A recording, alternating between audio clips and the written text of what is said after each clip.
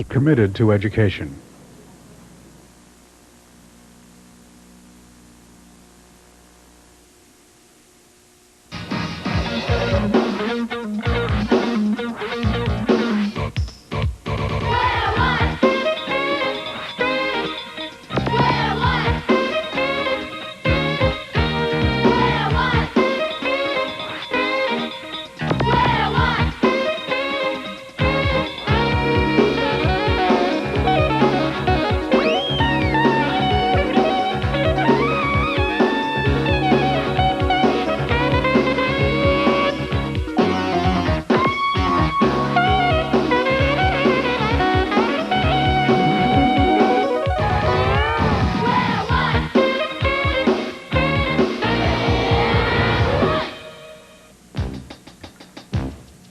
Time for the game show, where the answers to the questions come from you, kids at schools all over the country. Time for Piece of the Pie. All right. Hi, I'm Reggie Cathy, and welcome to Piece of the Pie. And now I'd like to introduce you to the host of the show, the ever-scintillating, the man who knows all the answers, Mr. Pie himself, Chris Franco. Hey. Thank you, everybody. Thank you, and welcome to Piece of the Pie. I am Chris Franco, and I'd like to introduce the guy with the smarts behind the pie charts. Let's hear it for Artful Arthur Howard! That was a very sweet intro. Thank you so much. Good game. We are going to have a good game. I'd like to introduce our wonderful contestants right now. Over here, we have Vincent. Hi, Vincent. Hi. How are you feeling? Good. Ready to play? Yep. Terrific. Next to Vincent, we've got Deborah. Hi, Deborah. How you doing? Good. Great. And next to Deborah, we've got the team captain. Danny, put her there. You are the team captain for the red team. Let's have a round of applause for our red team today on Piece of the Pie. Good luck to all of you. And you will be playing on this side, Michelle. Hi, Michelle. Hi. How are you? Fine. What grade are you in? 6. 6th grade. Okay, so you ready to play a great game, Piece of the Pie? Yeah. Okay, good. And how about Doug? How are you doing? Fine. Terrific. Are you in 6th grade also? Yes. Oh, so 2 6th graders. And we have our team captain here. You are Robin. Hi, Yep. Robin. Are you in 6th grade? Mhm. Oh, great. We've got a united front here, ladies and gentlemen. Introducing the yellow team on Piece of the Pie. It's going to be great. This is how we play. We send questions to kids all over the country. It's your job to try and guess the top 5 answers to one of those questions. Now, when you get one right, your team gets a piece of the pie for that answer's percentage, and we'll post it right here on our pie chart. The first team that gets over 50% of the pie wins the game. Now, should you have trouble with a question, you can call one huddle in the game where you'll all get together and put your heads together and come up with one terrific team answer, okay? Reggie, you there? Yes, I am. Would you like to tell us about today's pie chart, please? Glad to, Chris. We asked kids at Hillside Magnet School in Montclair, New Jersey, to name something in the house other than a television set that is often noisy.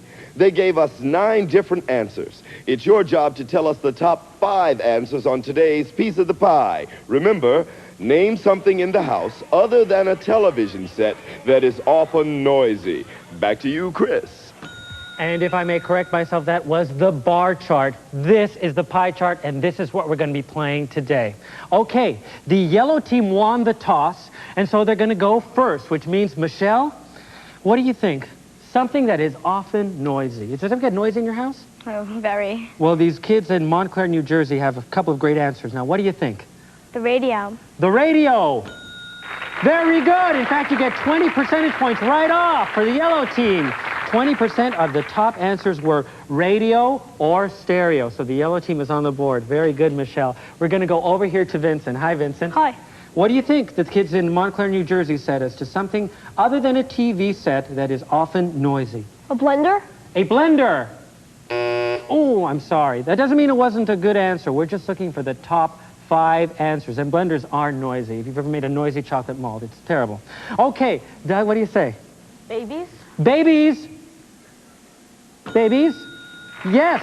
Yes, we got it. In fact, the reason they took a minute there was because the answer that I have here is brother or sister, and that was the top answer. Doug, you just scored 28 big percentage points. Almost there. Right, which means that the yellow team, now as we look at the chart, has 48%. You need over 50% to win the game. Let's go over to Deborah on the red. How are you doing? Great. Okay, what do you say? Microwave? A microwave? Ooh, got to get that microwave fixed if it's that noisy. Okay, Robin, now this could do it. This could win it for your team here. Don't put that pressure on me.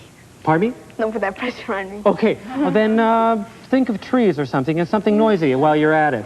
If you're having trouble, you can call a huddle. You could always do that. I'll call a huddle. Okay, let's do it. Which means I get to do the huddle dance. Okay.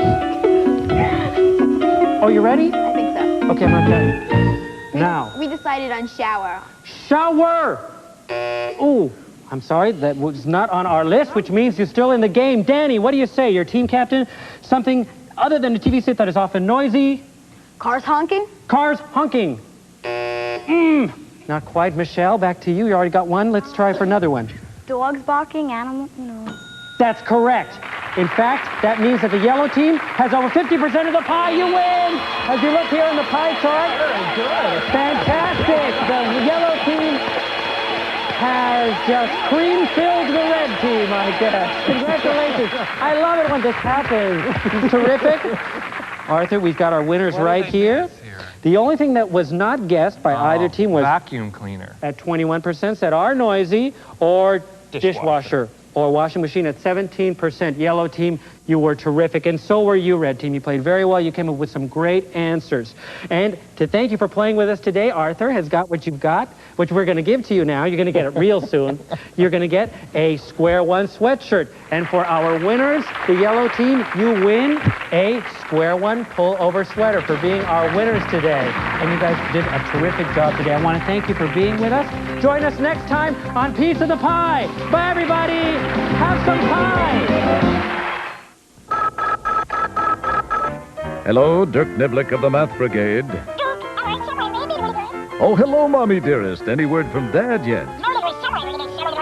Oh, just a minute, really? I've never heard him described that way. What can I do for you, Mother of Me? You love Mathnet. Well, so do I, and it's coming along in just a few minutes. I sure will. Oh, that was good old Mom, who just wanted me to remind all of you to watch Mathnet and to floss. So I will. Watch Mathnet and floss. Your teeth, not Mathnet.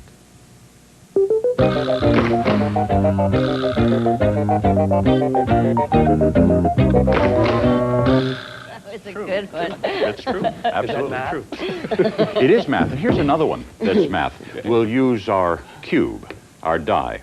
Now, I'm going to ask you to turn this die a number of times so that it's totally mixed up and I can't possibly know what number it is, all right? Okay. And when you've done that, I'm then going to ask you to turn it one more time, or maybe not. And I'll be able to tell you whether or not you've turned it the 13th time, all right? We'll see. We'll see. Go ahead and make some turns. Okay. Will you? There's 1, 2, 3, 4, 5, 6, 7, 8, 9, 10, 11, 12. Now, you decide if you're going to turn it or not. And I'll be able to tell you, not by hearing, because I'm going to, honestly, close my ears.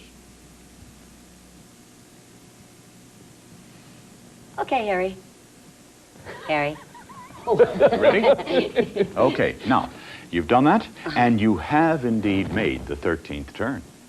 Well, I did, but how did you know? Well, it's a spiffy trick, and I'm going to show you how to do it. Unless, of course, you don't want to know. No, I want to know. Oh, you do? Okay. Well, this is what you do. You get a die, and you draw a square around it, like that. You see, that's so that you'll keep the die in the same relative plane. Now, that's a fancy way of saying don't let it get moved all over the table. Now, in this trick, it's not enough just to look at the top number. When you first put the die in the square, you'll be able to see 3 of the 6 sides. Add those 3 numbers up. Remember if the total is even or odd.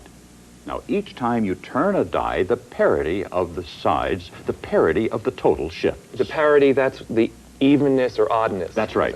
Even goes to odd goes to even. So if the number is odd and the die is turned 12 times, when you look at the die and add those 3 sides up again, the answer will be odd. Now, if the number you start out with is even, and you've turned it 12 times, then the answer will be even when you add the 3 sides together. so that if the parity is changed, you'll know that your friend has turned the die a 13th time. That's why it's called the 13th term. You see, this is one of those tricks that you can repeat several times, and each time you do it, it gets more and more amazing. Well, let's try it. Oh, who's that? Mr. Blackstone? Yes, Reggie? Well, the Invisible Man was about to go on. Yes? The son of a gun disappeared. Oh, really? Well, let's go take a look. I Come gotta on, see right that. this way.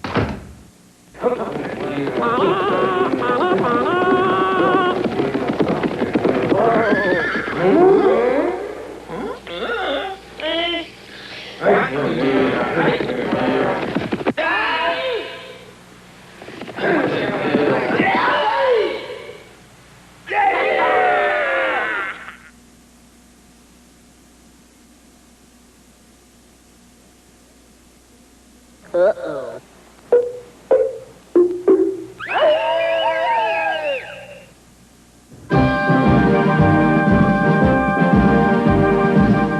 The story you are about to see is a fib, but it's short. The names are made up, but the problems are real. It was Wednesday, 9:44 a.m., and I was a little late getting to the shop because Frank's Freeway Fruits, the only stand on the Pasadena Freeway, was having a heck of a sale. I was working the day watch out of Mathnet. My partner is Kate Monday, presently at home with a bad wheel. You know, bum leg.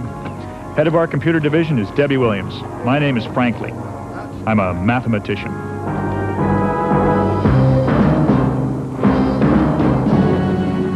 What started out as a quiet week, criminal activity-wise, had gotten up to full steam very quickly. The number of bank pranks had happened recently in my jurisdiction. Well, actually, they turned out to be more than pranks. 7 banks had been vandalized. No money was stolen, no one hurt, but the banks involved had lost depositors and therefore lost money. It was a serious situation. When solving serious problems, it's a good idea to review what you know and what you don't know. It's also a good idea to double bag produce.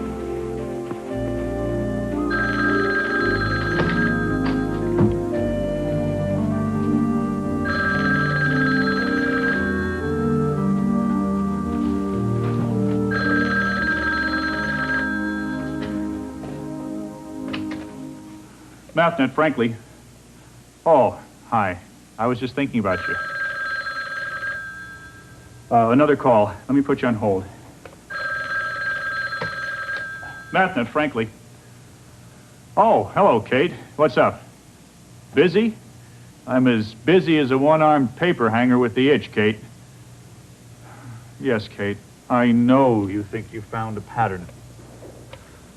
Uh-huh. The first one had more than 10 million in assets. The second one had more than 20 million. The third more than 30, and so on. I know that, Kate, but I don't think that's significant. Can you hold a minute?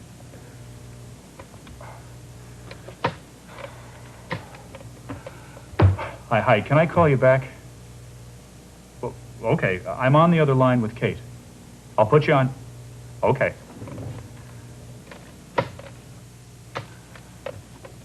Yeah, Kate. Pardon me? Yes, I've been working on the poems that the prankster's been sending to Bernie Woodward, the high-powered and not so very well-liked investigative reporter. And I think I figured something out. Can you hold?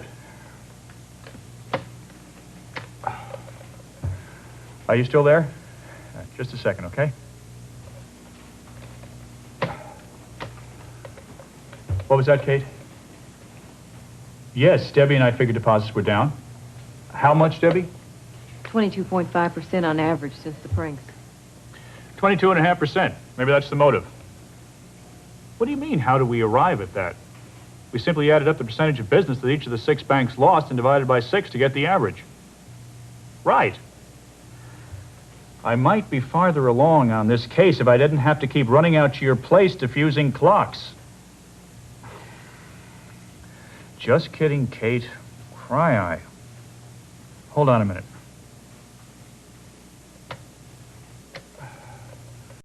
I'm afraid I'm going to be a minute, honey.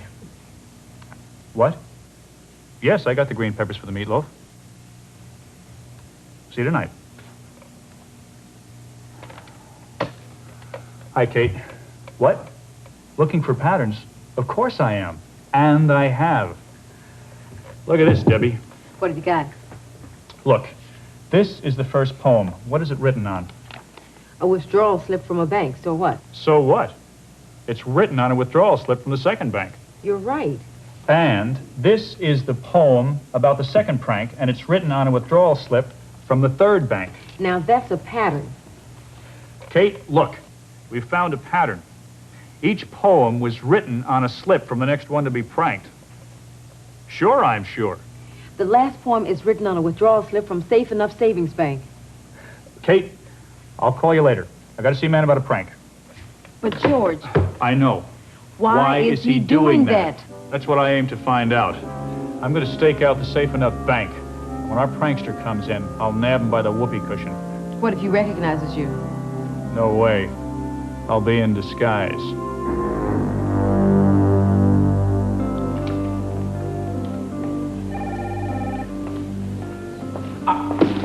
Regular customers only.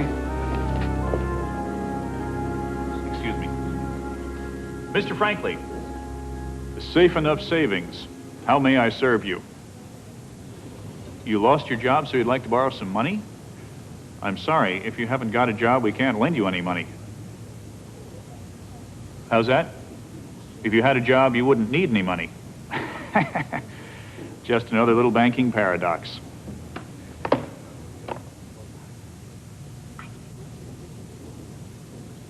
Oh, now then, where were we?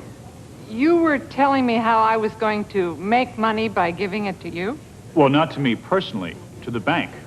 Our bank pays 6% interest on your money. Interest? What's interest? Well, that's money we pay you, a sum we give you for letting us use your money. You actually pay me? That's right, 6%.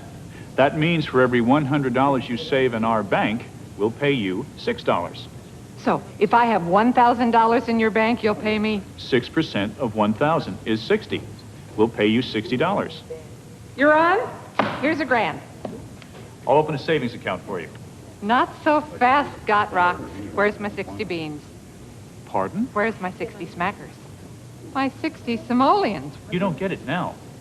We pay 6% interest per year. At the end of 1 year, we'll pay you the $60. I mean, I have to leave my bread with you for a whole year? Afraid so. No way, Jose. I'll need it at the track tomorrow.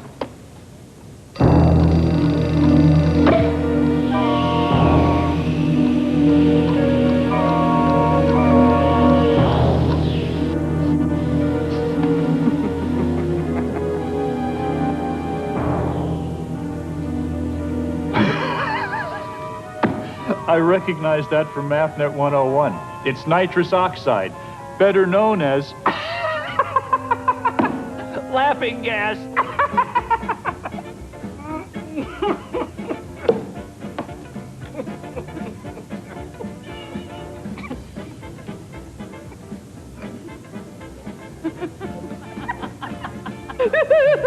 Here, take the money. You don't even need to pay me interest. No, it's not fair. We'll pay you 100% daily interest, compounded hourly, and payable last week. You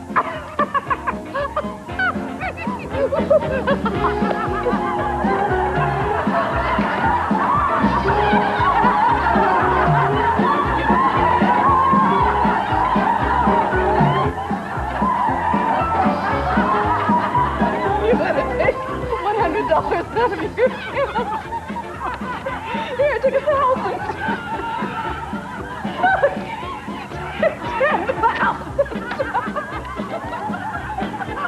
I don't want any money.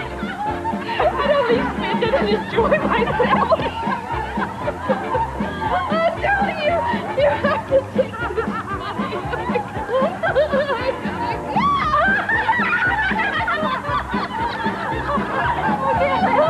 Oh, yeah, but I won't enjoy it.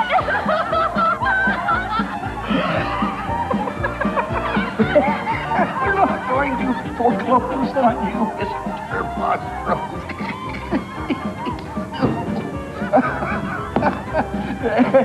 We've decided that you can have your house free and clear.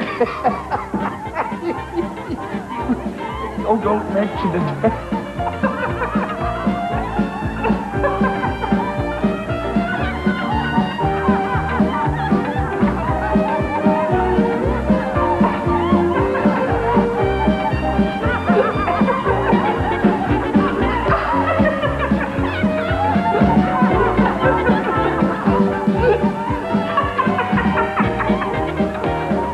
This is crazy. Somebody set up a laughing gas bomb in this wastebasket. But I was here all the time. Nobody came near the wastebasket.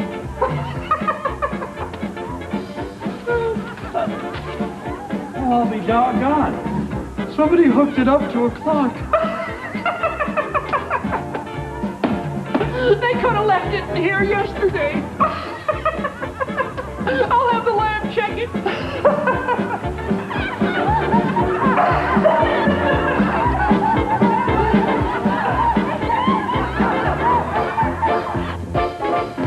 That's what it looked like to me, Deb. But can you check it out? Sure thing. Kate called, George. Just once?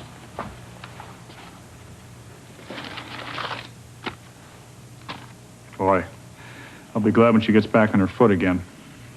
George, I went through the annual reports of the banks that have been pranked, and guess what I found? I'm sorry. That darn gas stays with you. What? It was just a hunch, but I discovered that all those small independent banks are all owned by one company. Really? One of those big conglomerates? Right. And that company is owned by this man. A Holding Co. I've heard of him. I thought you might want to talk to him. That's his address. 1313 Fiduciary Road, Bel Air. Pretty swanky name. You have to go through gates before you get to the gates you have to go through. Mathnet Williams. Oh, hi, Kate. I'm not here. No, not much is new since your last call. No, George says he's not here. What I mean is, he said he's on his way to your place.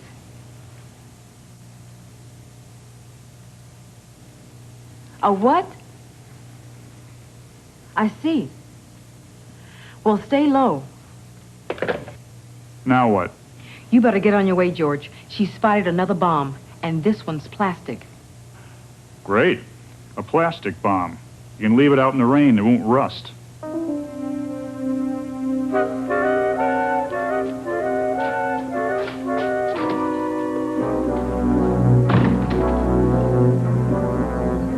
A plastic bomb this time, Pard? Yes, George. He's molding a bomb out of plastique. Plastique? That's a plastic explosive, all right. I watched him working with it right on that table.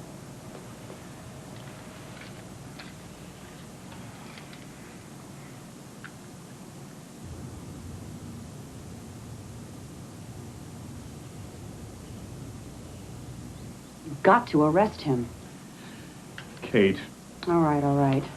But at least go over there and look around the place. On what pretext? Excuse me, sir? A friend of mine says you're making a plastic bomb and she'd like you to stop? I knew you were going to say that. See that clock?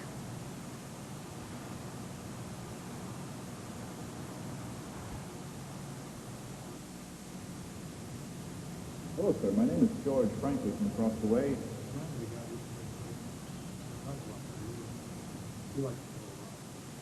A friend suggested I bring this to you. She said she knew you loved clocks and perhaps you could fix it when you have a chance. She'd be glad to pay for it. Well, I'd be glad to do it.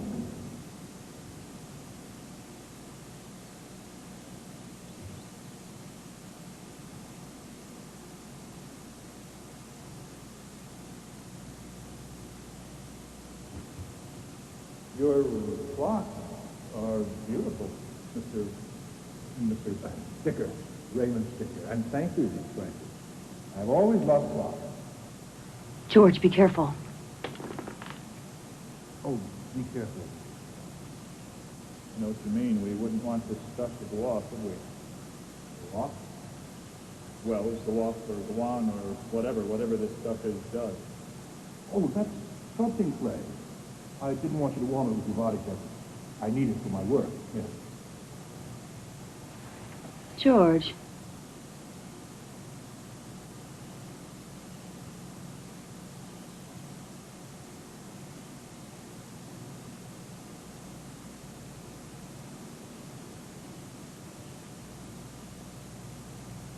Very nice. Thank you. It's a surprise. For a friend. Well, thank you for this again.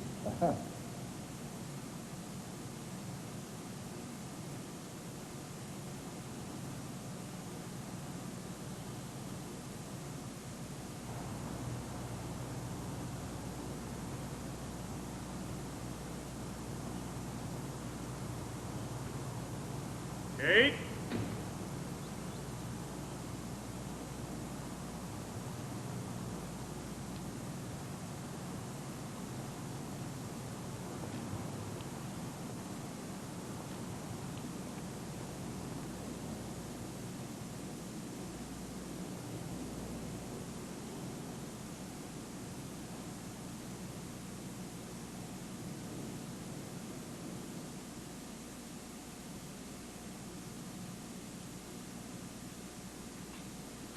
George, what did you learn? What's he going to do with the bomb?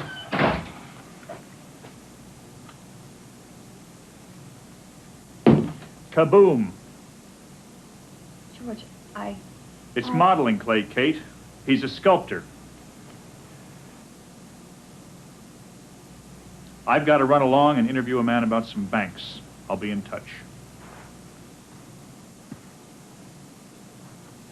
George, I'm sorry. I really am. I guess you're right. I'm downright uptight. Try and get some rest.